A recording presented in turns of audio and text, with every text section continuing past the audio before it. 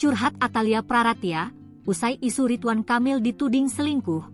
Ini settingan orang jahat. Anggota DPR RI, Atalia Praratya menanggapi soal dugaan perselingkuhan suami, sebut settingan. Hal ini dibagikan lewat Instagram salah satu imam Masjid Raya Al-Jabar, Yazen Al-Hakimi, yang memperlihatkan isi percakapan istri Ridwan Kamil. Kepada Yazen, Atalia Praratya mengaku kuat menghadapi ujian yang saat ini menimpa keluarganya.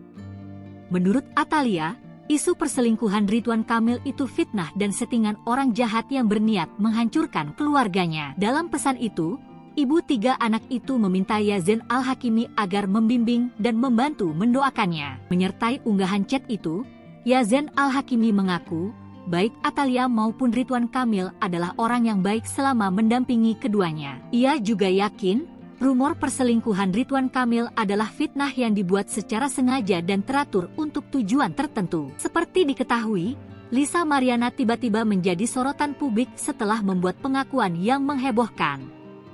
Ia mengklaim pernah menjalin hubungan dengan Ridwan Kamil hingga mempunyai anak.